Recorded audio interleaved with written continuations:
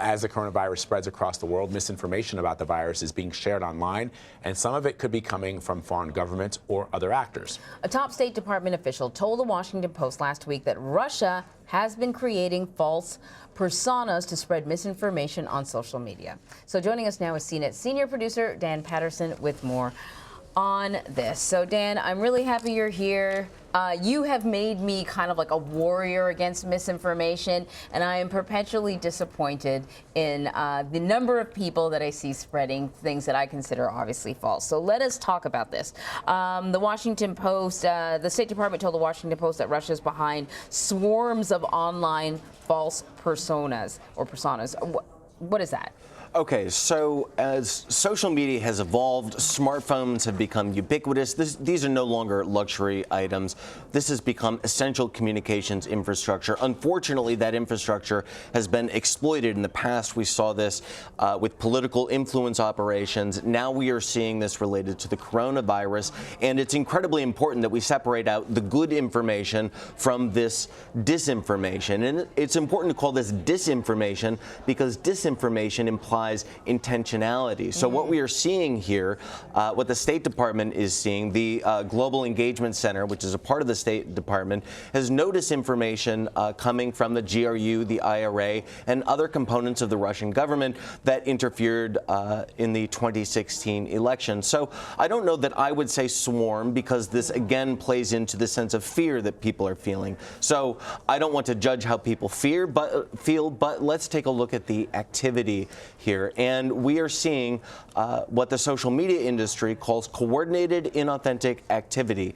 Now, the reason we call this coordinated inauthentic activity is that it involves botnets, which spread information automatically. This is automation. It also involves real people sitting behind fake accounts, meaning they are designed to look like American accounts. They often use VPNs so that the geotags say the United States, but these are people with a political agenda sitting in an office, much like we sit in offices, designed to spread misinformation or disinformation using Twitter, Facebook, and other large social networks. This is like sort of greatest hits of misinformation, though. Didn't we see this in 2016? Didn't we already know what the MOs are, and why aren't we catching them? Yeah, so the social media industry has been aware of this activity for a long time. In fact, not just related to politics. In fact, a few years ago, we saw a company called Devumi caught for selling fake followers. There is an industry of influencers who will buy influence. So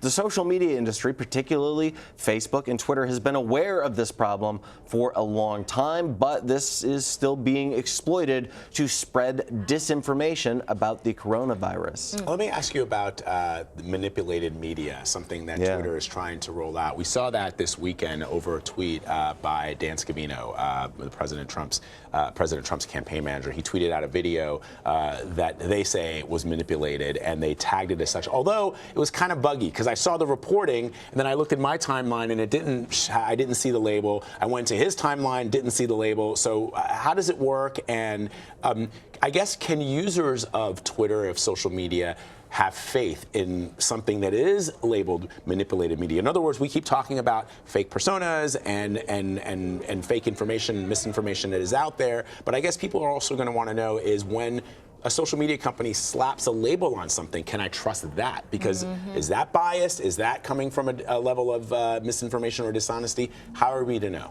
You know, Vlad, you said a key word there. Trust. So Twitter has rolled out this feature called where they tag posts with alleged manipulated media. Now, if we rewind to about a year ago, this word deepfake we heard a lot. In fact, that information or deepfakes were applied to CBS News content. We saw deepfakes used for Mark Zuckerberg and Nancy Pelosi, other political figures. Now, deepfake implies this kind of technologically sophisticated thing that looks like one thing but is another thing. Now, Twitter's manipulated media is kind of an evolution of this, and what you're getting at, Vlad, is that a post doesn't have to be totally manipulated. It can be small alterations that, just like if you change one word in a sentence, it can change the meaning of the sentence. You can do the same thing with manipulated media. The problem here is that when Twitter and Facebook get into the game of saying this is manipulated, this is not, you can see disinformation propagated that doesn't have that tag, or bad actors can move more rapidly than Twitter, Facebook, and the others are able to respond, which leaves consumers, leaves you and me and everyone else looking at posts that don't have that label, feeling, gosh, okay, this must be authentic because it doesn't have that label. So we're all kind of in this really tight spot where we see bad actors manipulating content, and social media firms, the only thing they can do is respond. So I just want to ask you about Dan Scavino, the president's social media manager, and his tweet. When that tweet got flagged as manipulated media, he retweeted. He retweeted. The video was not manipulated, and what Twitter was saying is that, you know, perhaps those words were, I don't want to give the video oxygen, but, you know, it had to do with former Vice President Biden. The Vice President at some point uttered some of these words, but the way that they were strung together gave it a different context and a different meaning. He says it's not manipulated. So this is the push and pull that I'm sort of talking about.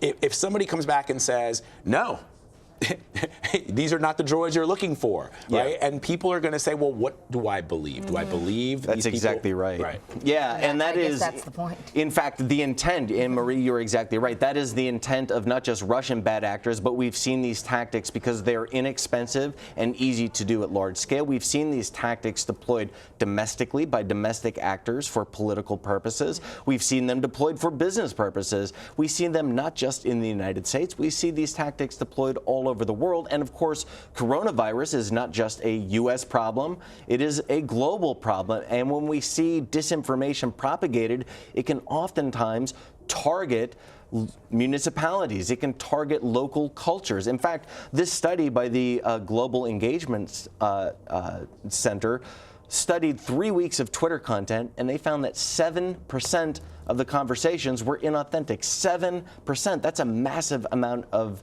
the discussions happening on Twitter. So again, Vlad, to your point, that this really just amplifies the divisions that already exist, and it can kind of grind down the polarity, or create polarity and kind of grind down the discourse and make, well, my side versus your side, and who's to say which side is right? Really, really quick before you leave, just to go back to the coronavirus, I just want to give people tools when they do get online. Do we know what types of falsehoods are being spread, or what people can do to identify, you know, a questionable tweet or whatever? Yeah, so Anne-Marie, you've asked the million-dollar question, and that gets to the word Vlad used, trust. So again, social media infrastructure has become critical communication infrastructure.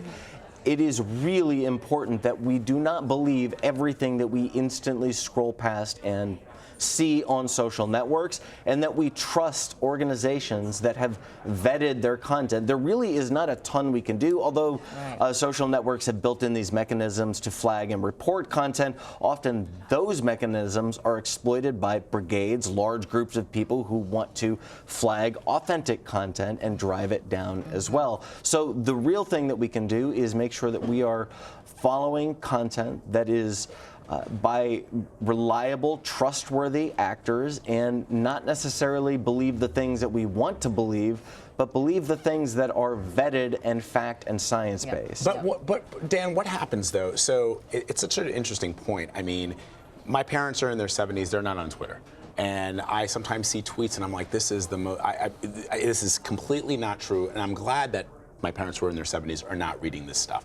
And yet, the President of the United States on February 26 said this. He said that the number of people infected in the United States by the coronavirus is going very substantially down. That's a quote, not up.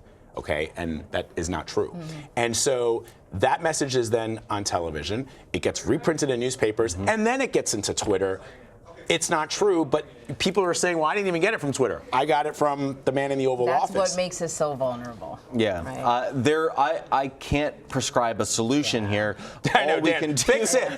All we can do is identify the mechanics, and I hesitate to use this word viral, but social networks have been built on viral mechanics. They've been built so that content can be amplified with very little friction. And of course, that ends up in, Vlad, the industry term is earned media. That ends up in actual media content. Social media posts end up in actual media content. So again, it's important that we here at traditional media outlets do our homework and that we look at the facts, and we try hard here at CBS News and our colleagues in the media. But it's really important that when we see misinformation and disinformation, that we try to identify it, flag it, and do our best not to amplify it. It's on everyone watching and all of our friends and relatives to make sure that we do the same thing. I try. I try to fight the good fight.